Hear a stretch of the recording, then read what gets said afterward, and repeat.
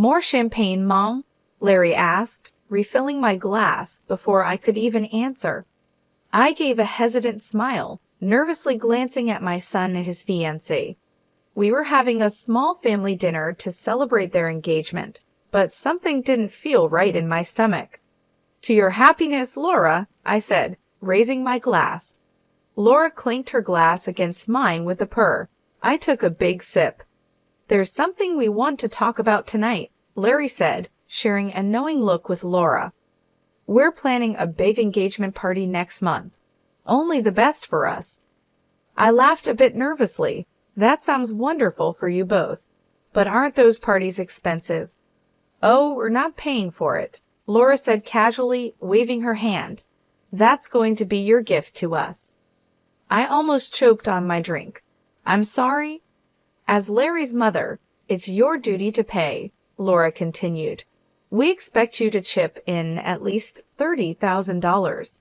Consider it an investment in your son's future. They couldn't be serious. $30,000 for a party. I asked, shocked. Do you realize how unreasonable that is? Don't be ridiculous, Mom, Larry cut in. You make good money, and you have all that inheritance from Dad. You've been saving it all. The mention of my husband, who had recently died from cancer, felt like a fresh wound. I pulled back, hurt by their harsh words. That money is my savings for retirement and to cover my expenses. You didn't even discuss this with me first. Laura rolled her eyes dramatically. Still on about being consulted? Get over it already. You're the mother of the groom. This is what's expected. Just pay up and be happy we're even letting you help. You should feel honored we're inviting you, Larry sneered. Just write the check so we can start planning. I sat there stunned, unable to believe their arrogance and lack of care. I tried once more to reason with my son. Honey, be reasonable. You can have a nice party without it costing so much. Maybe we can cut back a little? Larry slammed his fist on the table, making the glasses shake. I knew you'd be stingy, he yelled. Some mother you are, not even supporting your only son. Tears filled my eyes as I faced their scornful looks. I had always pampered Larry, but I never thought he could be so cruel and disrespectful. I stood up quickly, feeling disgusted by the two unpleasant people in my home. I think you should leave now, I said in a low voice. Laura jumped up and grabbed my shoulders with her sharp red nails. Don't even think about shirking your responsibilities, she hissed, her breath heavy with perfume assaulting my nose. Pay up, or you can forget about having a relationship with Larry and seeing any future grandchildren. I pushed her off forcefully. Get out, I yelled. Leave my house this instant. They left without another word, but I caught them smirking triumphantly at each other. My heart sank as I realized the engagement celebration I had hoped for would only bring greed, manipulation, and pain. The next evening, tired from a long day at work, but determined to resolve the conflict, I prepared a simple pasta dinner, hoping for a frank discussion with Larry. I heard the front door slam and braced myself as loud footsteps approached. Something smells good, Larry said as he walked into the kitchen and headed straight for the wine cabinet. My hopes lifted briefly, then faded as Laura followed him in, reeking of strong perfume, so much for a private chat. To what do I owe the pleasure? I asked, trying to sound calm as I drained the pasta. You're going to love what we have planned, Laura said cheerfully, ignoring my tone as she dug through her flashy handbag. We met with the wedding planner today, and everything is set. All we need is one little thing from you. She pulled out a folder stuffed with brochures and invoices. Just sign here for the $70,000 wedding package. I froze, a chill running down my spine. $70,000, I exclaimed. For a one-day event? That's absurd. It's our special day, Larry complained. Don't I deserve the best? I tried to appeal to his better nature. Son, be reasonable. Let's have a small, meaningful ceremony instead of this extravagance. Laura slammed the folder down. You clueless fool. Who said you have a say in this? She screamed. You'll pay every penny to give your only son the wedding of his dreams." Anger surged within me, but before I could respond, we all turned in surprise to see my daughter Linda standing in the doorway, looking determined. I was so caught up in the argument that I didn't even notice her come in. "Stay out of this," Laura snapped at my daughter, Linda, who is a bold, tattooed graphic novelist. "This doesn't concern you." "The hell it doesn't," Linda shot back. "You don't talk to my mother like that." She walked over and stood next to me protectively. Normally, I might have been a bit upset by her stepping in. I've always tried to be the strong, independent head of our family. But right then, I was grateful for her support. Larry threw his hands up dramatically. "I ask for one simple wedding, and my whole family turns against me." He pointed at Linda. "This is all your fault. You're filling Mom's head with crazy ideas. She owes me this money and her loyalty." Linda crossed her arms. "Mom owes you nothing but basic respect, which you clearly can't give back," she said. "She raised you all by herself after Dad died, working hard to give you every chance in life. And this is how you thank her? By using her?" Larry had no comeback, just mumbled under his breath. Linda turned to me, holding my hand firmly. "Stay strong, Mom. Set your limits and demand the respect you deserve. I'm here for you." Feeling a surge of relief, my doubts washed away by my daughter's firm support, I stood up taller. "You both have two choices," I said loudly to Larry and Laura. "Treat me and my daughter with basic decency, or leave our lives for good." Laura opened her mouth, probably ready to say something harsh, but then she saw Linda's stern look and thought better of it. She grabbed Larry by the ear and dragged him out. I squeezed Linda's hand, tears of gratitude in my eyes. "How did I get so lucky to have a daughter like you?" She gave a wry smile. "Just being a chip off the old block. Now, let's eat that pasta and plan our next move. These jerks don't know who they're dealing with." The next week was tough, filled with uncertainty. My phone buzzed nonstop with demanding texts and voicemails from Larry, angry when I didn't call back right away. I started ignoring his calls, not having the energy to deal with his rants. When Saturday afternoon arrived, I decided to treat myself to a manicure to cheer myself up. As I relaxed and the technician worked on my nails, my phone buzzed again. Normally, I would ignore it, but this time, I saw it was Larry's number and curiosity got the better of me. "Hi, honey," I answered cautiously. "It's your witch of a mother," came Laura's harsh voice instead, making my blood start to boil. I was about to hang up when I heard Larry in the background. "Is the old bag actually taking your call? She's been dodging mine all week." Then Larry's voice came through clearly. "Mom, what the heck? I've been calling nonstop. Have you thought more about funding the wedding? The coordinator is on my case." I was ready to say no firmly, but Laura cut me off. "Oh, forget it already. She's clearly a lost cause." I heard a slap, like she swatted his arm. "Your mother is a selfish old prune. Once we're married, we'll change all the account passwords so she can't touch our money." My eyes widened. "Our money?" More noise followed. Then Laura sneered. "Why are we even inviting her to the wedding? She'll just show up in some cheap outfit from a discount store." Their loud laughter made my blood boil, but Larry's next words were worse. "Right, and she'll complain about helping us, as if that tiny insurance payout compares to what I make in a month." I was furious. That tiny payout was nearly $500,000 I had saved for retirement, not wasted like my irresponsible son. Laura laughed loudly. "Oh, please, we both know it was your dad's money that got you that job. Your mom couldn't handle money without a man's help." "Absolutely," Larry laughed. "And we're using that inheritance money way better, like our first-class trips to Australia." Their laughter enraged me. I pressed the red button on my phone so hard, I almost cracked the screen.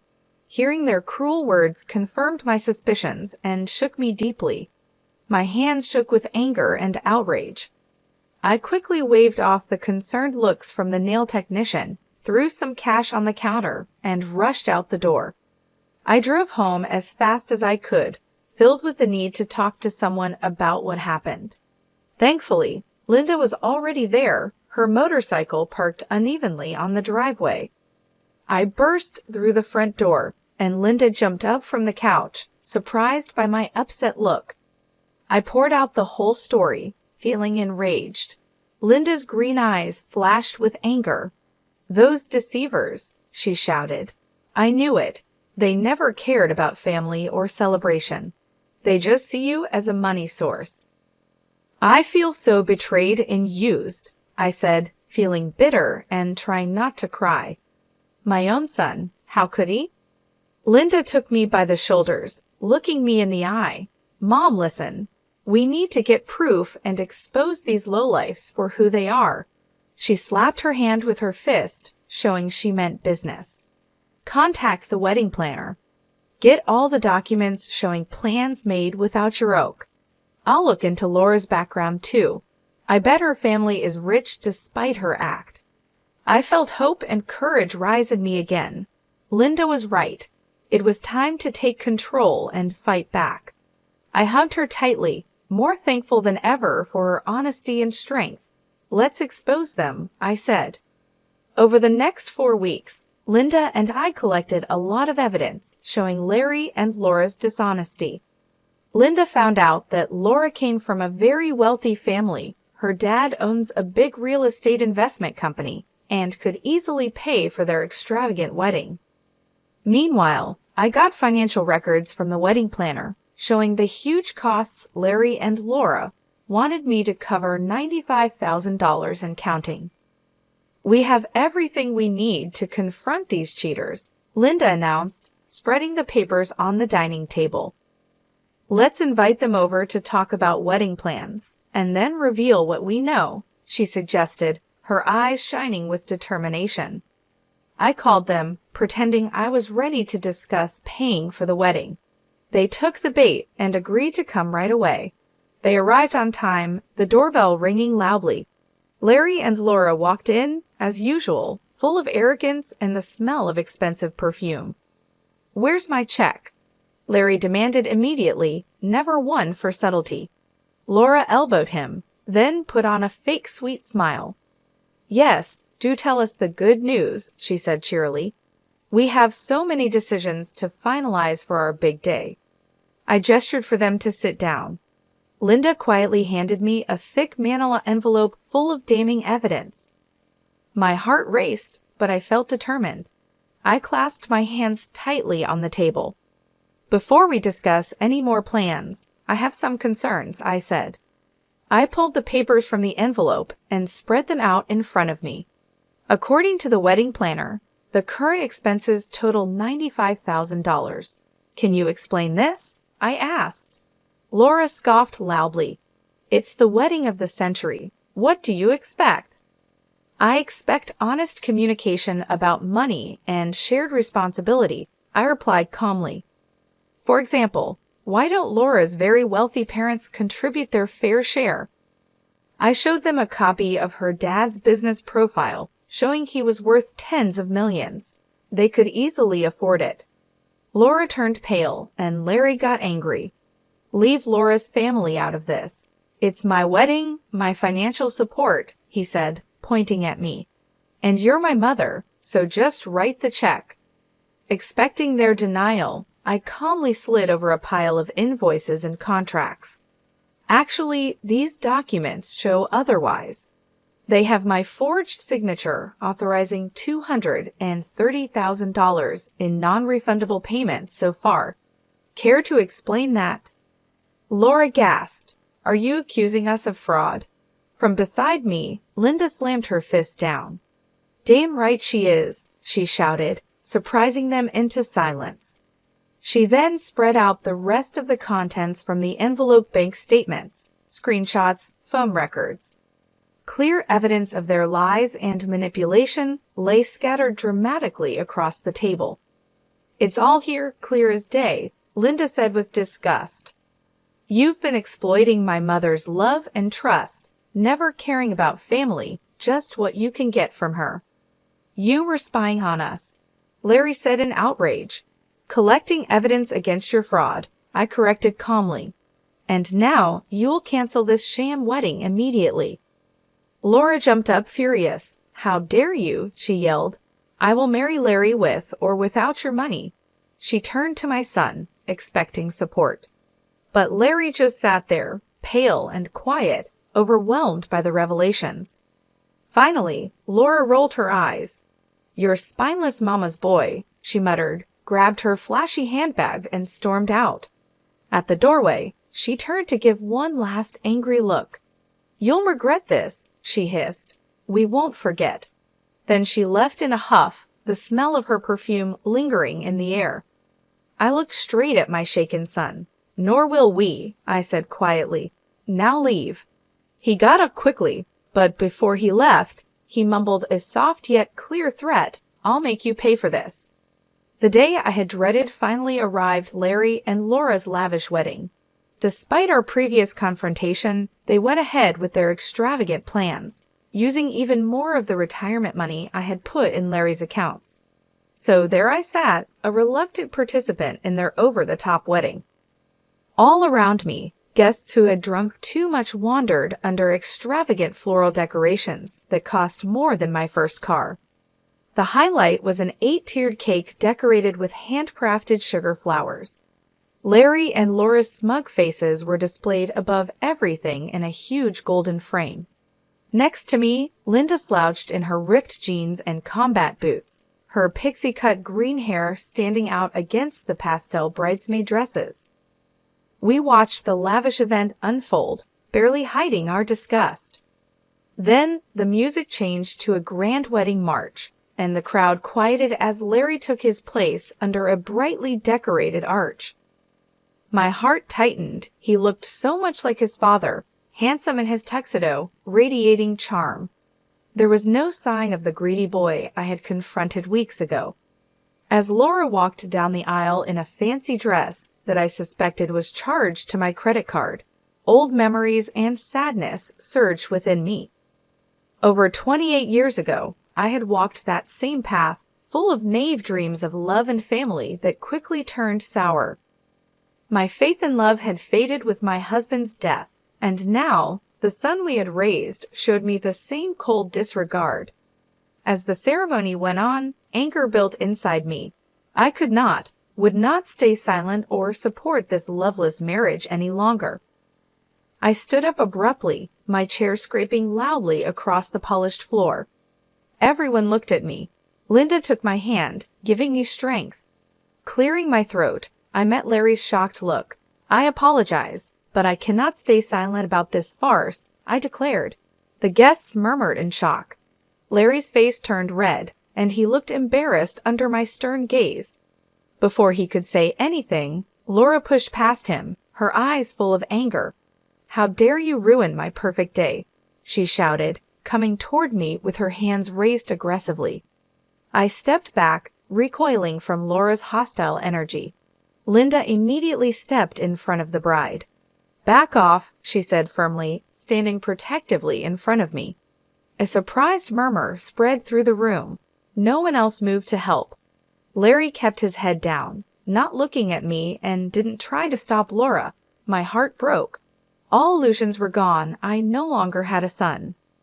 The greedy, cowardly stranger in front of me would never again receive my support or resources. I moved past Linda to speak to everyone.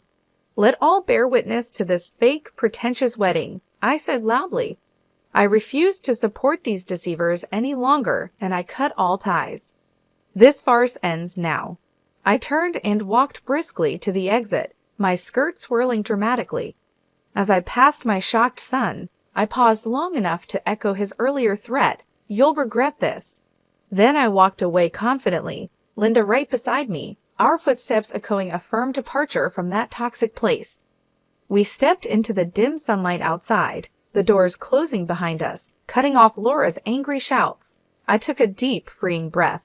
Relief washed over me as Linda and I got into her car. "Thank you for being there with me," I told her, patting her tattooed hand. She smiled slightly. "Are you kidding? I've wanted to stand up to Laura for years." As we drove away from the extravagant deceit, tears came to my eyes. but this time they were tears of relief, not sadness or regret. Looking at my brave, loyal daughter smiling back at me, I knew I would never be alone again.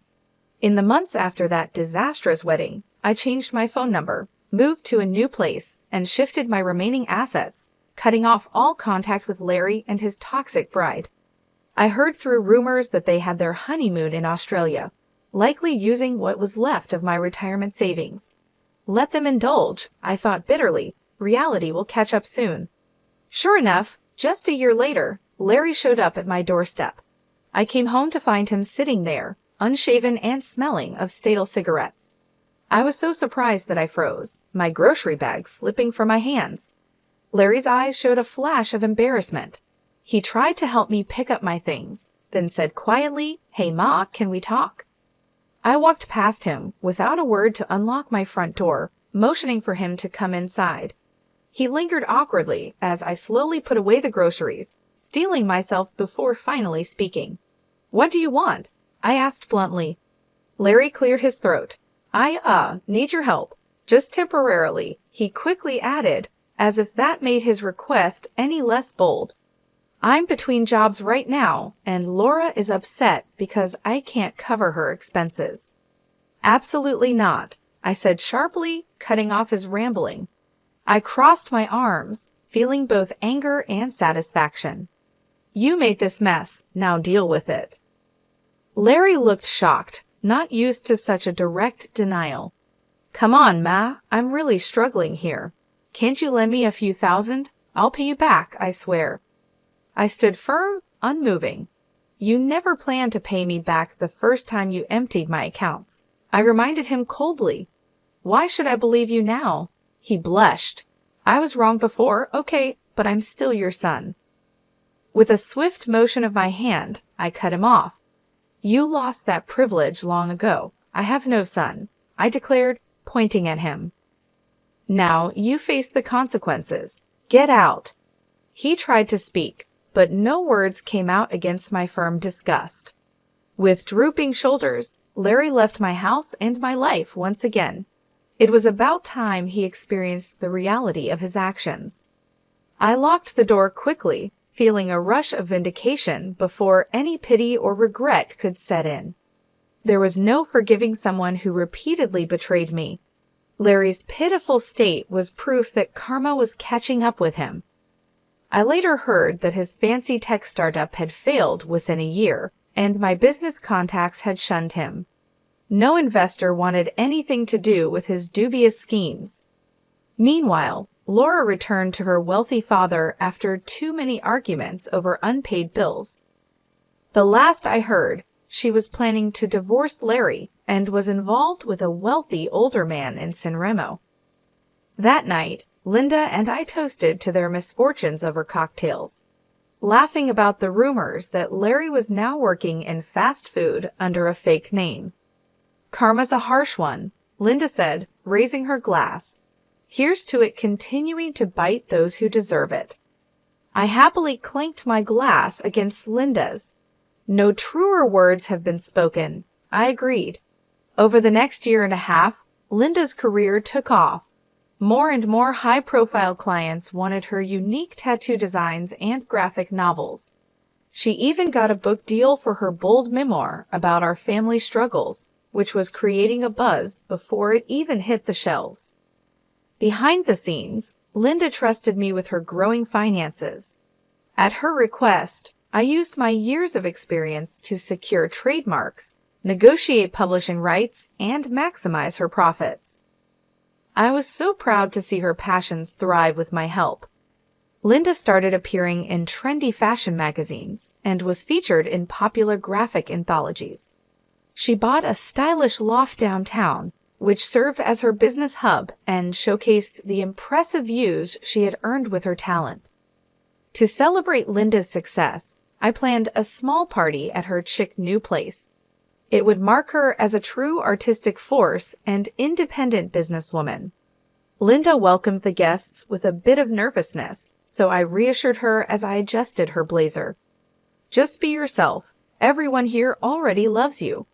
Soon, the loft was filled with Linda's creative friends, including daring writers, top publishers, edgy photographers, and even some famous faces from her celebrity clients, all there to celebrate their favorite artist. My heart swelled with pride hearing such influential people praise my daughter. This was the kind of launch party Larry could only dream of. 3 years ago, our family name was damaged by selfish actions, but now, thanks to Linda's hard work, we had gained respect and admiration at the highest levels of the art world. Late in the evening, I joined Linda on the balcony, looking out over the city lights. She squeezed my hand. "None of this would have been possible without you, Mom. You believed in me when no one else did, and fought for me. I'll always owe you." I hugged her, holding my champagne flute. "Nonsense, my brave girl. Your success is all because of your talent and vision. I just handled the business side, so you could focus on creating." Linda smiled. "Well, I definitely got your business sense and Dad's creative flair," she joked, clinking her glass with mine. "Here's to us, beating the odds and staying strong together." I laughed happily, feeling a deep joy as a mother. My daughter and I had survived tough times of greed and betrayal, and now we were thriving on our own success. As the party went on, I quietly raised my glass to the sky, thinking of her late father. We had indeed created a wonderful legacy, one built on integrity, courage, and hard work, not entitlement or manipulation. This legacy stood as a shining example to others, making the likes of Larry envious for years to come. Over the next 3 years, Linda's career continued to rise brilliantly. Meanwhile, I heard through the grapevine that Larry was struggling with obscurity and growing debt. His extravagant lifestyle hung on until his credit ran out and everything fell apart. Occasionally, I'd hear about Larry in the gossip columns, from Laura's very public affair to him getting fired from a car dealership for missing payments. I took these stories with quiet satisfaction, confident that our paths would never cross again. I had retired from my corporate role to focus on my passions, pursuing artistic hobbies, helping disadvantaged youth, and planning trips around the world. I also decided to move to a more manageable home and found the perfect place in a scenic coastal senior community. Surrounded by mature trees and vibrant gardens, I enjoyed peaceful walks with close friends, finding a new sense of tranquility. Meanwhile, Linda found her match in Riley, a brilliant software developer who loved her spirited nature. I saw true partnership potential in him right away, and my feelings were confirmed when they moved in together. Soon after, Linda excitedly showed me the unique ring Riley had designed, announcing their engagement. "My darling girl," I said, my eyes tearing up with joy, "I'm thrilled you found someone who deserves your big heart." Linda described her dream of a small garden wedding, much like my own vision from decades ago. No extravagant displays, just a deep, lifelong commitment surrounded by loved ones. I held her hand, emotionally moved by how beautifully she was realizing the dreams her father and I once had. Later, as we planned the wedding over tea and biscuits, Linda hesitated, then mentioned a difficult topic. "Mom, about inviting Larry." I quickly waved off the idea. "Let's not ruin your special day by bringing him into it," I said firmly. Linda looked conflicted. "I just can't help but feel sorry for him, you know. He's clearly a mess, but he's still family even if he doesn't deserve it." "I wonder if including him would be the right thing," Linda said, trailing off, unsure. Seeing my daughter's compassion, even for someone who hadn't shown her the same, I patted her hand reassuringly. "You shouldn't have to compromise your kindness. If it eases your mind to show Larry some small mercy, I can handle his presence just this once." Linda exhaled in relief and squeezed my hand, thankful.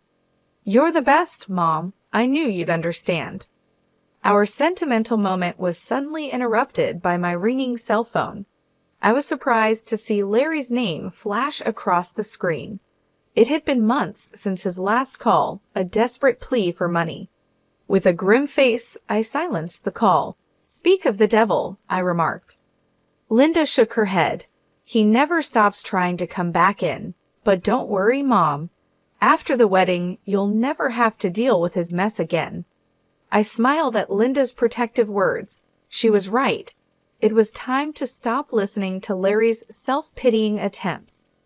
I now had everything I needed right here, in a peaceful life surrounded by people who nurtured my spirit. No remnants from a toxic past could change that. I patted Linda's hand firmly. "Onwards and upwards, my dear. Now, tell me more about those lovely flower arrangements you've been thinking about."